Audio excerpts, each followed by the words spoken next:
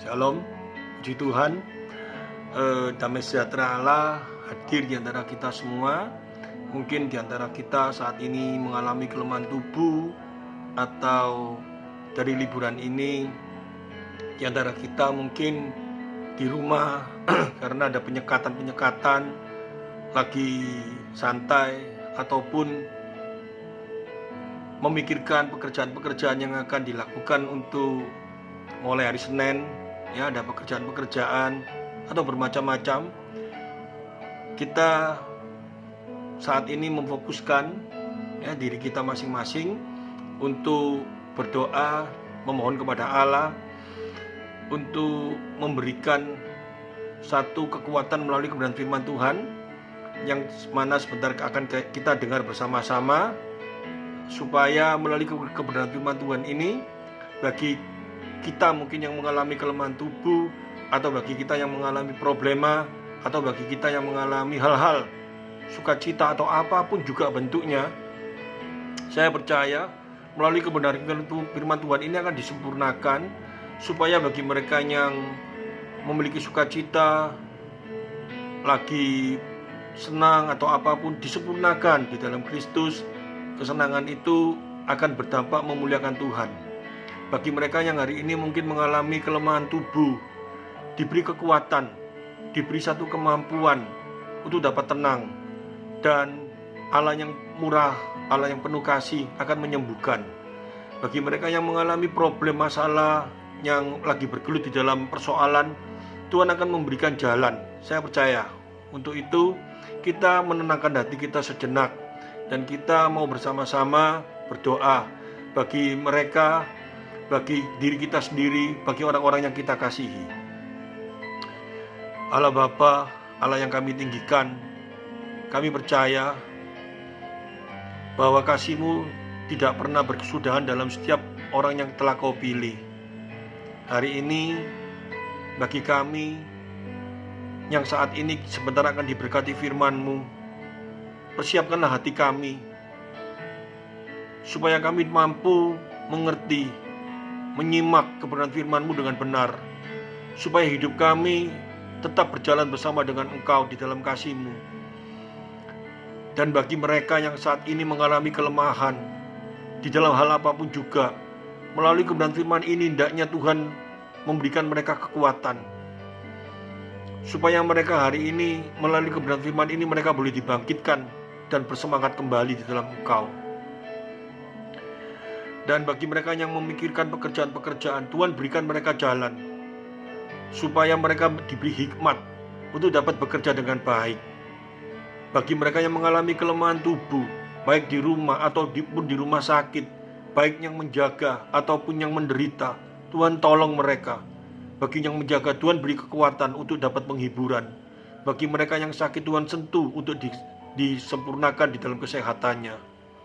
Hamba-Mu percaya kasih-Mu akan berjalan bagi setiap orang yang telah Kau pilih, sehingga mereka tetap kuat di dalam Engkau. Persiapkan hati kami, persiapkan hamba-Mu. Berikanlah hamba-Mu hikmat, akal budi, kesehatan di dalam keterbatasan hamba-Mu ini, di mana hamba-Mu sebentar akan menyampaikan kebenaran-Mu yang tidak terbatas. Hamba-Mu perlu pertolongan daripada Allah Roh Kudus untuk memberikan hamba-Mu hikmat, untuk memberikan hamba-Mu akal budi, untuk memberikan hamba-Mu kebijakan dan kasih, supaya hamba-Mu mampu menyampaikan isi hati-Mu melalui kebenaran firman ini. Terima kasih Tuhan Yesus, terpujilah nama-Mu. Haleluya, amin. Shalom, puji Tuhan. Hari-hari ini kita semua diributkan dengan hal-hal tentang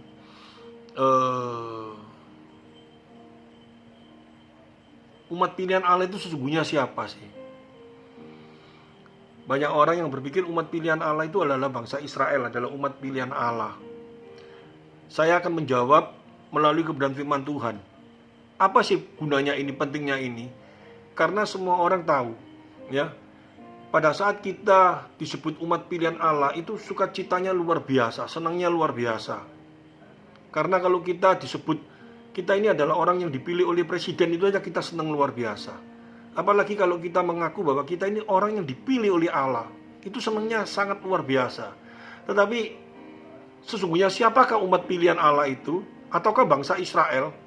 Ataukah kita? Ataukah siapa? Nah, untuk menjawab ini perlu sekali. Karena apa? Di dalam konsep pilihan ini sangat penting sekali. Karena ada beberapa orang paham bahwa kita ini dipilih, tetapi tergantung kita. Kita mau apa enggak? Itu tergantung daripada pribadi kita sendiri. Allah menawarkan, kita yang memilih. Apakah betul seperti ini? Nanti kita sama-sama belajar. Ya, kalau sampai hal ini terjadi, Allah menawarkan dan kita yang tergantung kita mau memilih apa enggak, berarti yang berkuasa bukan Allah, yang berkuasa itu kita. Terus kita memberikan jawaban, loh, Allah memberikan kebebasan sama kita untuk kita memilih atau menolak. Kalau kita berkata seperti itu, kita bertabrakan dengan Kitab Roma pasal 3. Tidak ada seorang pun yang memilih aku, tidak ada seorang pun yang mengasihi aku. Bagaimana kita bisa memilih kalau Allah tidak memberikan kasih kepada kita?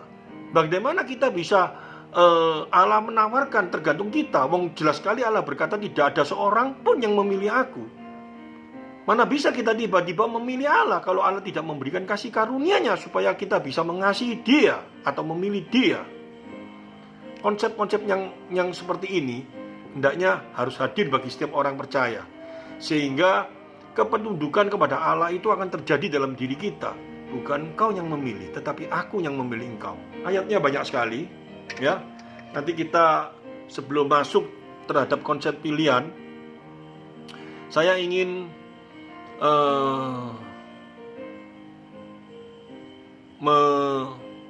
menjabarkan dulu di dalam tentang umat pilihan Allah. Nanti baru masuk kepada siapa sesungguhnya yang dipilih Allah, pribadi siapa yang dipilih Allah. Allah memilih atau kita yang memilih? Allah memilih atau kita tergantung kepada kita mau apa tidak? Nanti kita sama-sama akan diberi jawaban melalui kebenaran firman Tuhan, bukan melalui diri saya sendiri. Ini penting sekali karena saya beranggapan seperti ini. Kalau saya kasih gambaran ya. Kalau dalam hidup ini kita dipilih oleh presiden sebagai orang yang dikasihi sama dia, itu pasti ada jaminan di dalam kehidupan kita. Karena kita dipilih oleh seorang presiden, dia pasti memikirkan kita.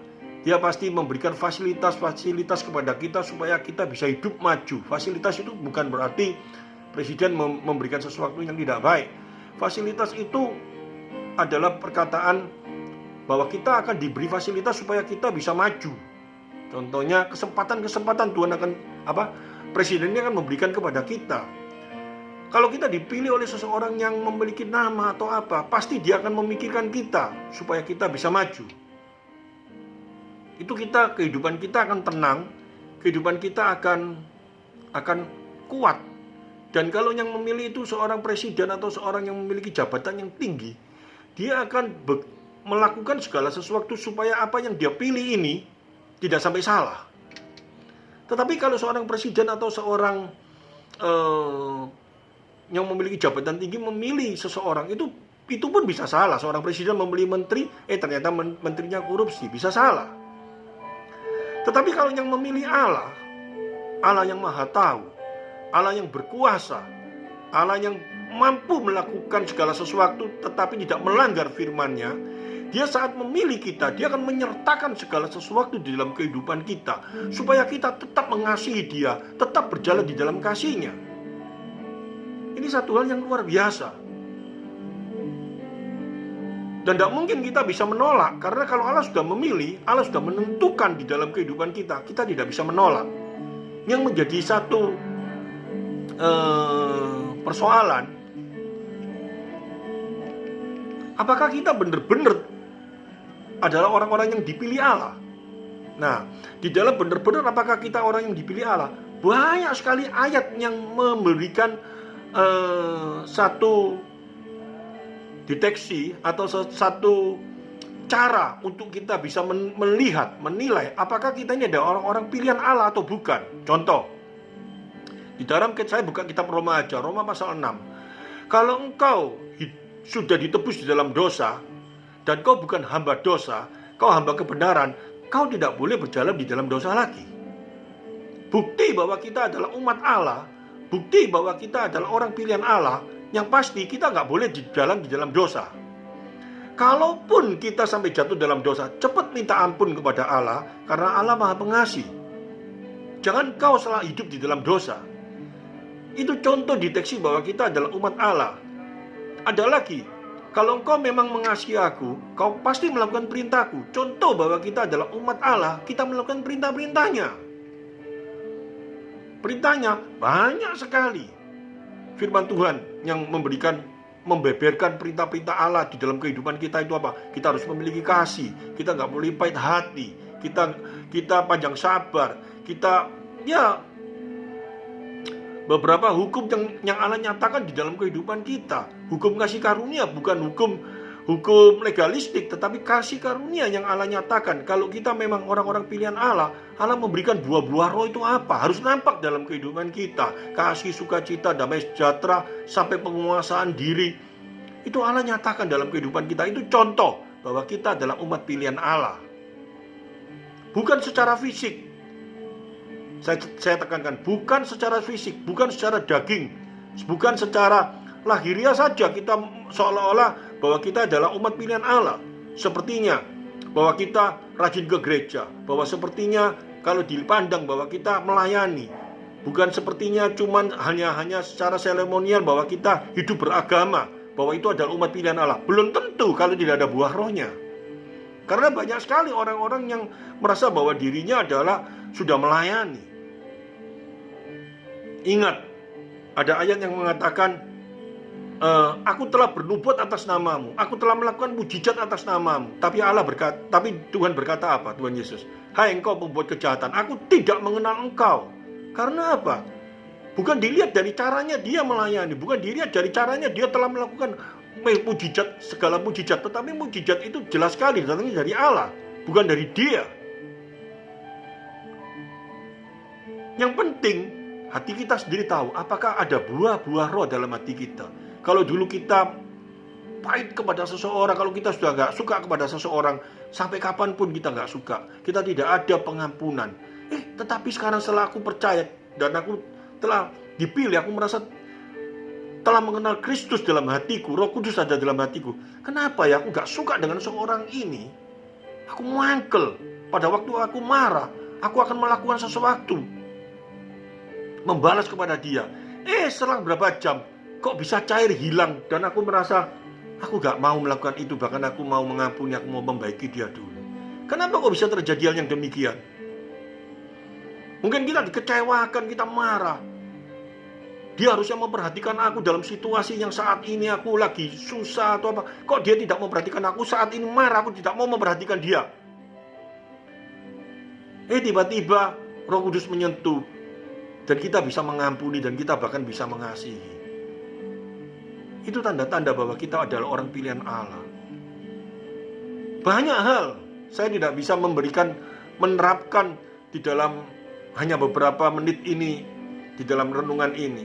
Tetapi kita masing-masing melihat di dalam kebenaran firman Tuhan, perintah-perintah Allah yang menyangkut satu hal, bahwa kita adalah umat pilihan Allah. Itu tanda-tanda cirinya itu bagaimana.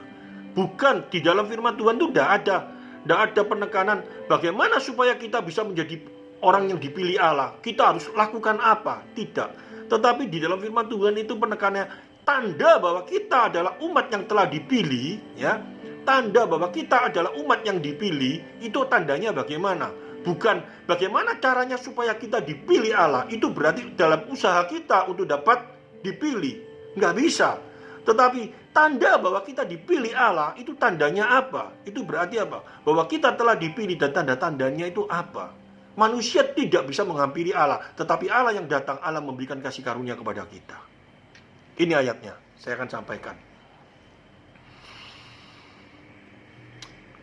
Di dalam Yohanes pasal 15 ayat 16, jelas sekali, bukan kamu yang memilih aku, tetapi akulah yang memilih kamu, dan aku telah menetapkan kamu, supaya kamu pergi dan menghasilkan buah, dan buahmu itu tetap, supaya apa yang telah kamu minta kepada Bapa dalam namaku diberikan kepada kamu. Artinya apa? Satu hal ditekankan di sini, bukan kamu yang memilih aku, tetapi aku yang memilih kamu. Jadi satu hal, bahwa kita mampu memberitakan Injil, bahwa kita mampu melakukan segala perintah. Injil itu perintah ya, yang harus kita lakukan dalam kehidupan ini. Itu semua dari Dia, untuk Dia, dan bagi Dia. Ada ayat lagi, 2 Tesalonika pasal 2 ayat 13. Akan tetapi kami harus selalu mengucap syukur kepada Allah karena kamu, saudara-saudara yang dikasihi Tuhan. Sebab Allah dari mulanya telah memilih kamu untuk diselamatkan dalam Roh yang menguduskan kamu, dan yang dalam kebenarannya kamu percayai. Jadi jelas sekali ya, ini kita tekankan dulu dalam pribadi kita, bahwa semuanya ini karyanya di dalam hidup kita. Dia yang memilih kita, Dia yang memberikan kekuatan kepada kita untuk memberitakan Injil. Semuanya dari Dia. Nah, saya ingin mengupas di dalam Roma pasal 9. Nanti waktunya kalau cukup akan saya buka sampai dengan pasal 11.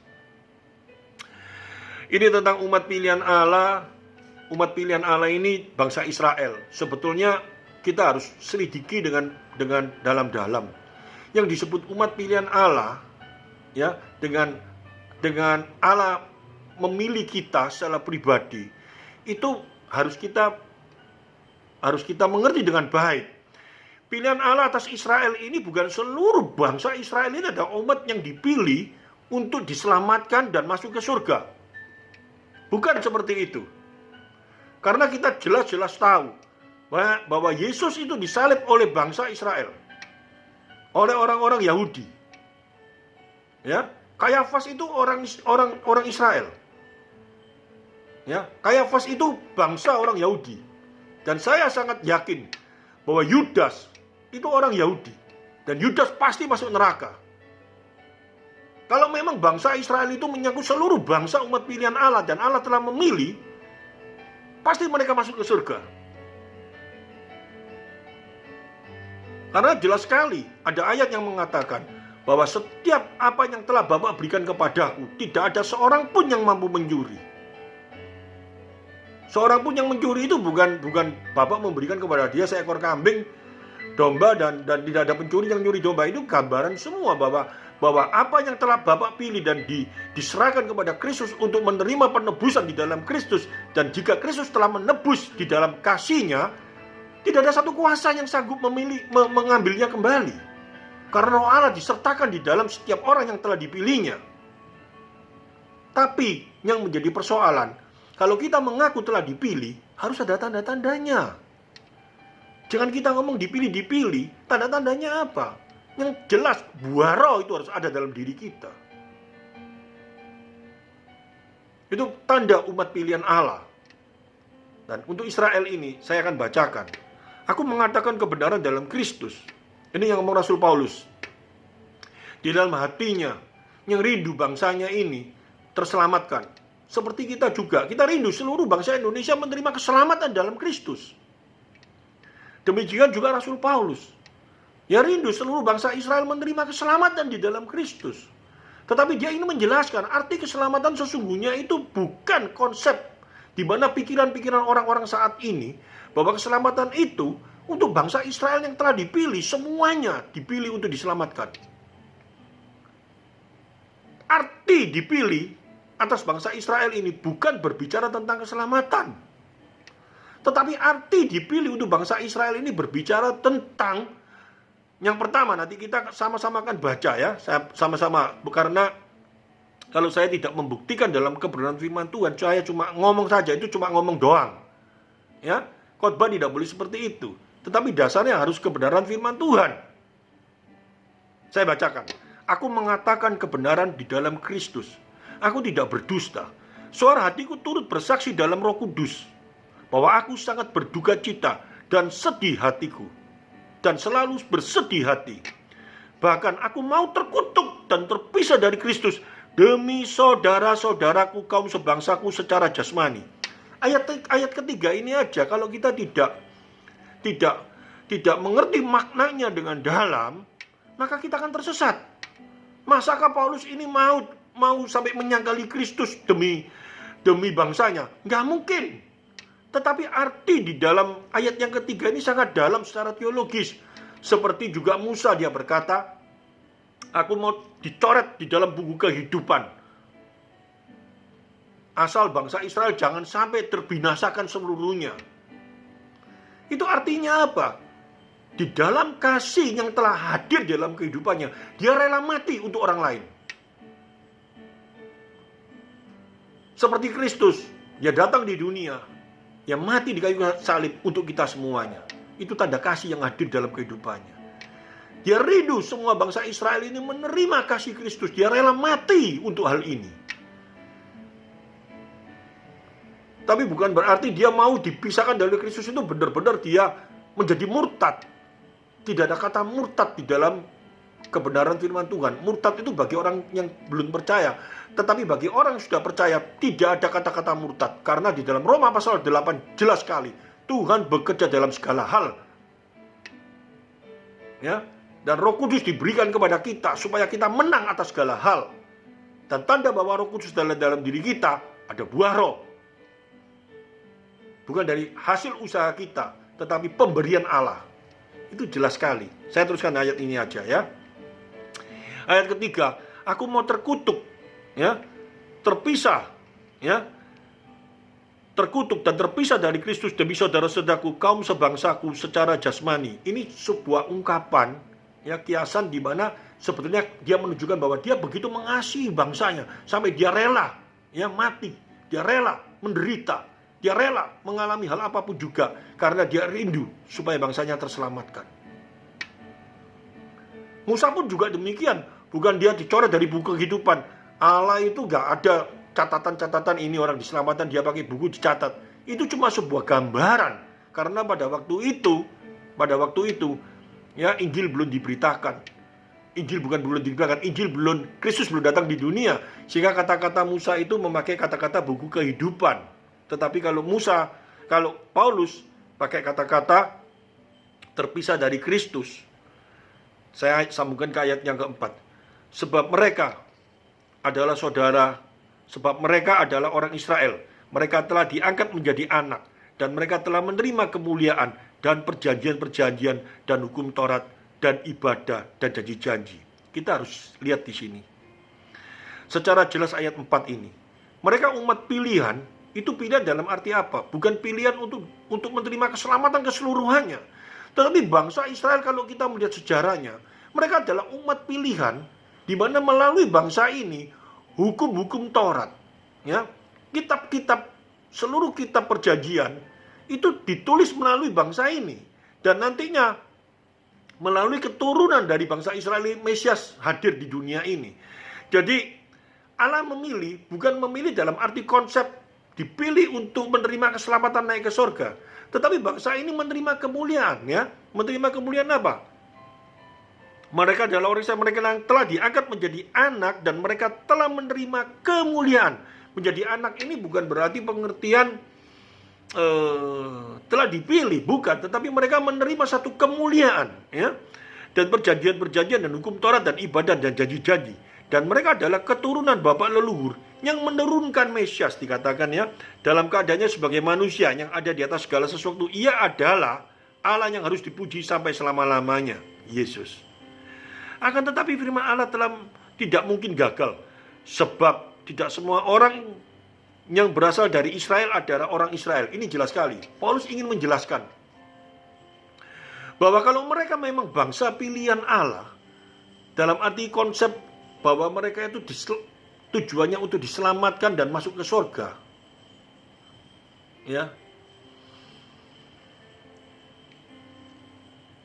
pasti tidak ada Yudas dari keturunan orang Israel.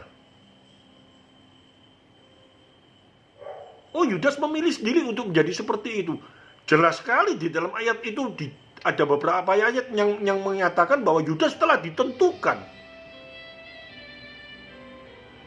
Itu jelas sekali.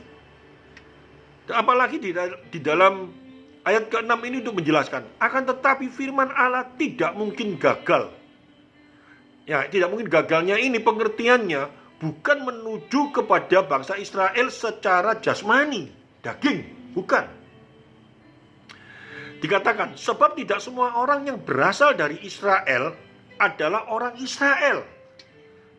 Kok aneh? Sebab tidak semua orang yang berasal dari Israel adalah orang Israel. Kata Israel bukan orang Israel ini dijelaskan di ayat berikutnya. Dan juga tidak semua yang terhitung keturunan Abraham, jelas sekali ya, adalah anak Abraham. Ada beberapa orang mulai berbicara.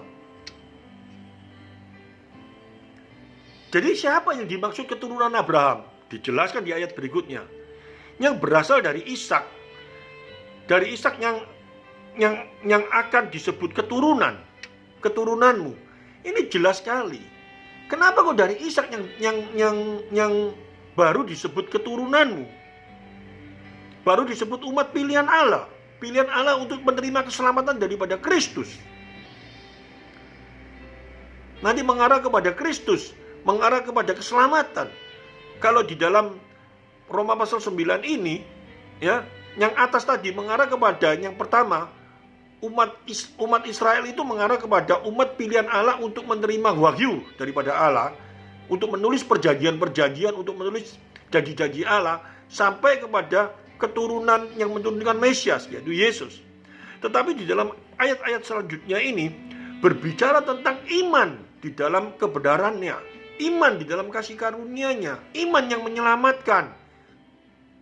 Keturunan-keturunan yang berdasarkan iman itu apa? Kita lihat.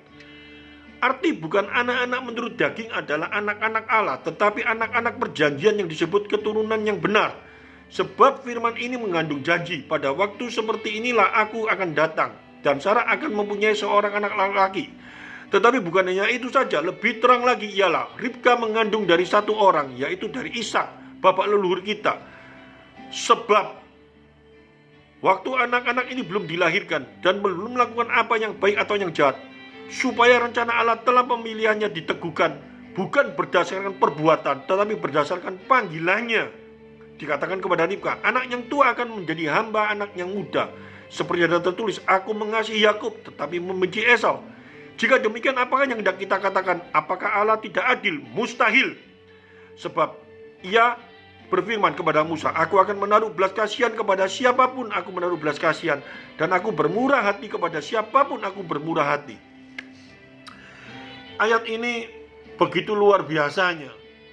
Allah ingin menyatakan bagi setiap kita yang disebut bangsa Israel, yang disebut orang-orang pilihan Allah, yang disebut orang-orang yang dikasihi Allah, itu bukan berdasarkan daging, tapi berdasarkan janji. Kita tahu melalui bapak leluhur, ya, Abraham, Ishak, Yakob. Kita mulai. Kenapa saya ngomong bapak leluhur nenek moyang bangsa Israel itu bukan Yakob, tetapi mulai dari Abraham. Jelas sekali. Karena di dalam Roma pasal 9 ini kita menariknya bukan dari Yakob, tetapi saya menariknya dari Abraham. Karena apa? Dikatakan mulai Sarah. Bahwa keturunan dari Sarah lah yang disebut anak-anak perjanjian. Karena jelas sekali, pada waktu Sarah berumur 75 tahun, sudah mati haid. Dan Abraham sudah sangat tua sekali. Dan tidak mungkin mereka memiliki anak.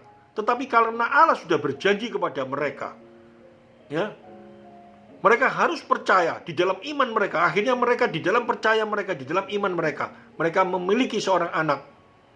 Melalui kasih karunia Allah diberikanlah yang namanya Ishak. Tetapi sebelumnya Allah melakukan itu, Abraham melakukan satu hal yang bertentangan dengan apa yang telah Allah janjikan. Allah diberi seorang hamba oleh Sarah, yaitu Hagar. Dan keturunan melalui Hagar ini berdasarkan daging. Artinya bukan berdasarkan perjanjian, berdasarkan daging. Dan yang berdasarkan daging ini bukan merupakan umat pilihan Allah. Karena melalui Hagar, tidak ada seorang pun yang menurunkan Mesias. Tidak ada seorang pun yang memberikan wahyu. Allah tidak berbicara melalui keturunan itu, tapi Allah berbicara melalui keturunan-keturunannya Ishak sampai kepada seterusnya. Dan keselamatan kita ambil daripada pengertian di dalam iman Abraham dan Ishak. Sehingga pada saat ini saya sebagai orang Indonesia, saya bukan bangsa Israel. Apakah saya bukan orang yang dipilih Allah? Apakah saya bukan orang yang menerima kasih karunia dalam Allah? Saya menerima kasih karunia. Nanti dijelaskan di ayat berikutnya bahwa orang-orang yang percaya kepada Kristus di dalam iman disebut orang pilihan Allah. Disebut nanti sampai dengan ayat selanjutnya dikatakan Sarah yang melalui keturunannya, dan nanti Sarah dikasih tahu bahwa dia akan memiliki keturunan yang sangat banyak, luar biasa. Keturunan Sarah itu berdasarkan apa? Janji, berdasarkan iman. Jadi kita ini termasuk adalah orang-orang yang masuk dalam bilangan orang yang dipilih Allah, orang-orang yang mengasihi Allah, orang-orang yang telah menerima kasih Allah, janji Allah melalui iman kita kepada Dia. Hal ini harus hadir dalam kehidupan kita, supaya kekuatan Allah itu makin luar biasa dalam kasih, dalam kehidupan kita. Dan kita percaya bahwa Allah yang sumber kasih itu telah memilih kita. Dan bukti bahwa kita dipilih, bukti bahwa kita telah menerima kasih karunia-Nya, bukan, ya saya tekankan, bukan hanya dilihat secara daging, bukan hanya dilihat secara fisik, bahwa kita ini adalah orang-orang kalau ditekankan di dalam ayat ini seolah-olah orang Israel atau orang-orang siapa adalah umat pilihan Allah. Tapi tidak, ayat ini menyatakan dengan jelas bahwa kita disebut orang pilihan Allah apabila buah-buah roh itu harus nyata dalam kehidupan kita. Hal ini hendaknya menjadi renungan dalam kehidupan kita. Semua orang ingin menjadi umat pilihan. Semua orang ingin menjadi umat yang dipilih Allah. Tetapi apakah ada buah-buah roh dalam kehidupan kita? Sebab kalau buah roh itu tidak hadir dalam kehidupan kita, sama saja dengan kita cuman berangan-angan seolah-olah kita adalah orang yang dipilih, tetapi sesungguhnya kita bukan umat pilihan Allah.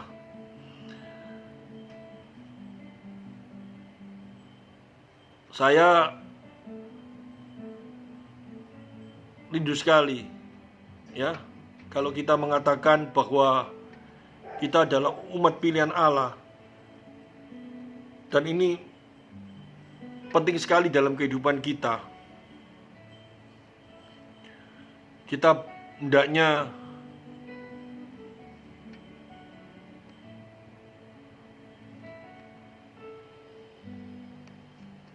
ya. Maksud saya, kita lihat di dalam Galatia pasal 5.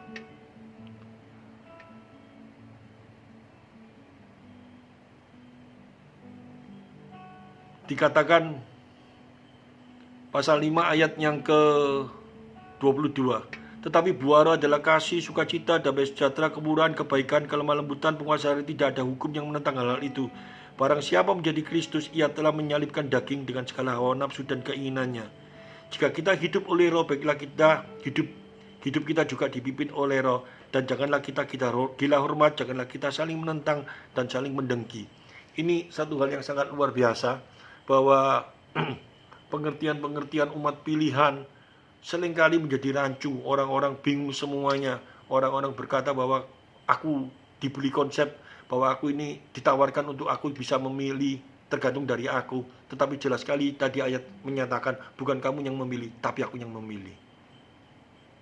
Kalau dia yang memilih, tandanya apa di dalam kehidupan kita? Karena Allah tidak pernah memberi tanda secara fisik bahwa kita adalah umat pilihan Allah. Dan kalau kita dipilih ada salibnya di kepala kita, atau ada tanda-tanda secara fisik. Tetapi kalau kita mengaku bahwa kita adalah umat pilihan Allah dan kita menerima kasih karunia, bukan tanda fisik yang hadir, tetapi yang terutama buah-buah roh itu harus hadir dalam kehidupan kita. Dan kalau itu sudah hadir dalam hidup kita, ada damai sejahtera. Kenapa ada damai sejahtera? Saya bisa bayangkan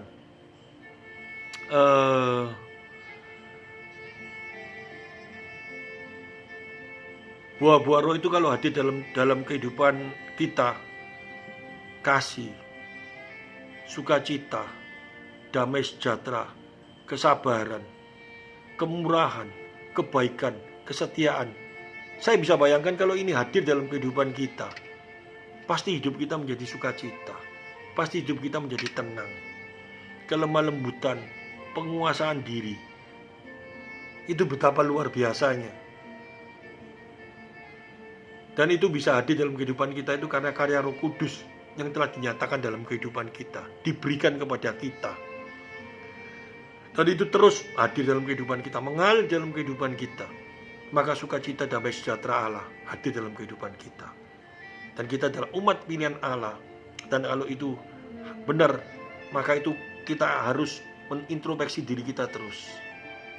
Oh, aku telah memiliki ini, dan aku telah memiliki ini. Dan kita akan bersyukur kepadanya bahwa semuanya adalah karyanya yang hadir dalam hidup kita. Amin firman Tuhan. Kita tundukkan kepala dan kita berdoa. Terima kasih Tuhan Yesus, bahwa Engkau yang telah memilih aku. Karena di dalam pribadiku yang telah rusak, yang telah dikuasai dosa, yang telah hancur karena dosa, aku gak mampu bisa memilih Engkau. Seperti dalam Roma pasal 3 jelas sekali, tidak ada seorang pun yang mengasihi Allah. Artinya tidak ada seorang pun yang mampu memilih Dia. Tidak ada kasih, yang ada cuma kejahatan, jahat di mata Allah. Tetapi kasih karunia telah Kau nyatakan dalam hidup kami. Kau memilih kami. Dan Kau berkata, gak usah takut, gak usah khawatir. Aku akan memberikan Roh sebagai penolong dalam hidupmu. Supaya kami tetap kuat, supaya kami memiliki sukacita, memiliki damai sejahtera, memiliki satu kemampuan untuk hidup damai di dalam kasih-Mu. Ini semua adalah karya-Mu dalam hidup kami.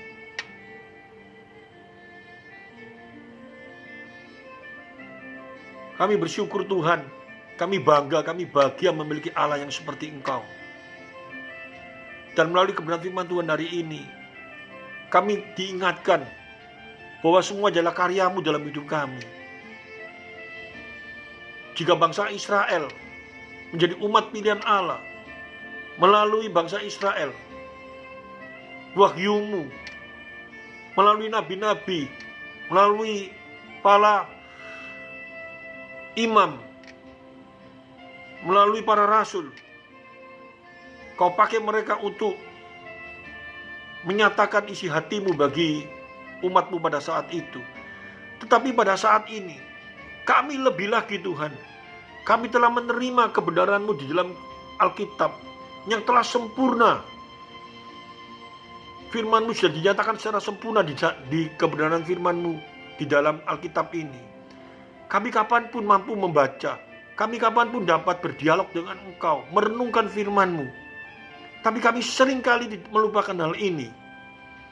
Jika kami adalah umat-Mu, jika kami telah menerima kasih-Mu, jika Roh Kudus telah hadir dalam hidup kami, kerinduan kami hendaknya akan terjadi dalam kehidupan kami. Kami rindu merenungkan kebenaran firman. Kami rindu untuk bercakap-cakap melalui kebenaran firman. Kami rindu untuk membaca kebenaran firman-Mu setiap saat. Sehingga buah-buah roh itu harus hadir dalam kehidupan kami, menandakan bahwa kami adalah umat pilihan-Mu. Terima kasih Tuhan Yesus, Kau telah mengingatkan kami melalui kebenaran firman Tuhan ini. Sempurnakanlah setiap apa yang telah hamba-Mu sampaikan, supaya melalui kebenaran firman Tuhan yang terbatas ini, kami akan mengerti dengan baik, dan damai sejahtera Allah hadir dalam kehidupan kami.